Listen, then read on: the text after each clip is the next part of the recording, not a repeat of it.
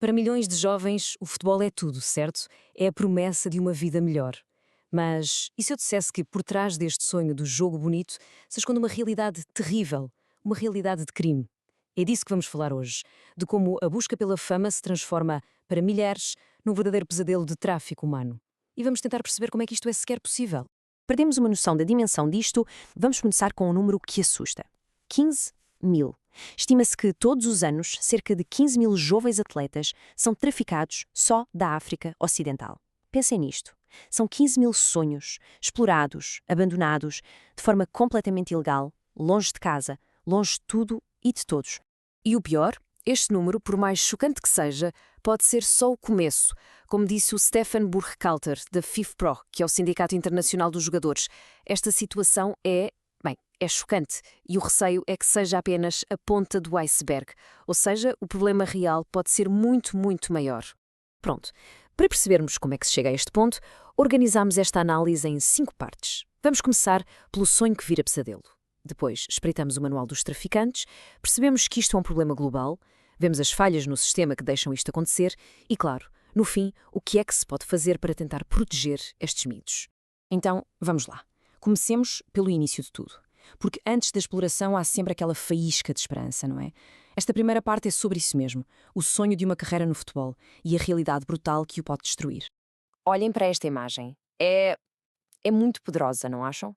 Vemos uma silhueta cheia de potencial, de energia, mas que se está a desintegrar. É a metáfora perfeita para isto, uma promessa que se quebra, um futuro que é roubado antes sequer de ter a chance de começar. Mas por que é que estes jovens são alvos tão fáceis? A resposta é uma combinação cruel de fatores. Primeiro, muitos vêm de famílias muito humildes, com imensas dificuldades, onde o futebol não é só um sonho, é visto como a única saída. Depois junta-se a isto a falta de literacia, a falta de capacidade para perceber contratos complicados. E o golpe final? O isolamento. Imaginem, chegam a um país estranho, o choque cultural, a solidão. Ficam completamente à mercê dos exploradores. Ok, agora vamos a fundo na operação. Como é que estes criminosos trabalham? Porque isto não acontece ao acaso, não. Há um método, um autêntico manual de exploração que se repete, com uma precisão que até arrepia por todo o mundo. No centro deste esquema está quase sempre a mesma figura, o chamado olheiro. Atenção, ele não é um olheiro a sério. Ele apresenta-se como um empresário de sucesso, um tipo com contactos nos grandes clubes. Para uma família desesperada, esta pessoa parece ser a salvação, mas na realidade é o início do engano. E o ciclo é cruelmente simples. Vejam só, primeiro vem a promessa. Depois, o falso investimento. O agente paga as viagens, o alojamento e, com isso, cria logo uma dívida. Quando o jovem chega ao destino, vem o engano. É metido em condições péssimas e é forçado a assinar contratos que nem sequer entende. E, por fim, o abandono. Porque quando o teste no clube falha, e falha quase sempre, o miúdo é simplesmente descartado. Fica sozinho, endividado e sem maneira de voltar para casa. E para que não haja mesmo dúvidas, isto não é um problema de um país ou de um continente. É uma rede criminosa com tentáculos por todo o lado.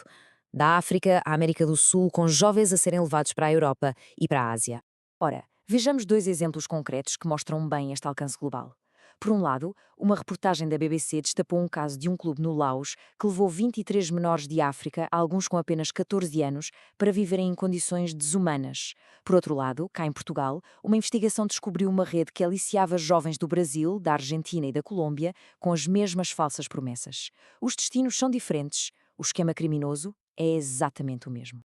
Tudo isto levanta a pergunta mais importante, não é? Como é que isto continua a acontecer em pleno século XXI? A resposta, infelizmente, está nas falhas do próprio sistema que, em teoria, devia proteger estes jovens. O problema é que há várias brechas que permitem este crime. Primeiro, a legislação é fraca. Leis desportivas, como a famosa Lei Pelé, no Brasil, por exemplo, não definem isto do aliciamento como um crime de tráfico. Depois, a responsabilidade é de quem? É do olheiro?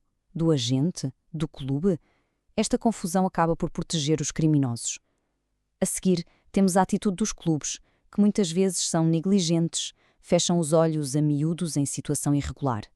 E claro, tudo isto é potenciado pelo desespero das famílias, que se tornam presas fáceis. E este ponto é mesmo fundamental. Sem leis claras, leis específicas para o tráfico no desporto, punir os responsáveis torna-se uma batalha quase impossível nos tribunais.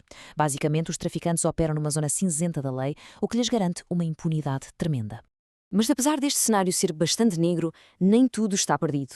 Há um caminho para termos um jogo mais limpo, um caminho para proteger a próxima geração de atletas. Então, o que é que se pode fazer? Como é que se combate isto? O caminho parece passar por 4 áreas-chave. Primeiro, leis a sério, leis específicas. O aliciamento tem de ser tratado como o crime que é. Ponto final. Segundo, responsabilização. Os clubes e os agentes têm de ser legalmente responsáveis. Acabou a desculpa do "eu não sabia". Terceiro, educação. É absolutamente crucial preparar os jovens e as famílias para os perigos deste mundo. E por fim, a nossa parte, continuar a falar sobre isto, manter o assunto na ordem do dia, porque a pressão pública gera vigilância e, no fim de contas, força a mudança. E terminamos com uma reflexão. Todos nós adoramos a paixão ou a beleza do futebol, mas depois de olharmos para tudo isto, somos obrigados a perguntar qual é o verdadeiro custo humano por trás do jogo bonito.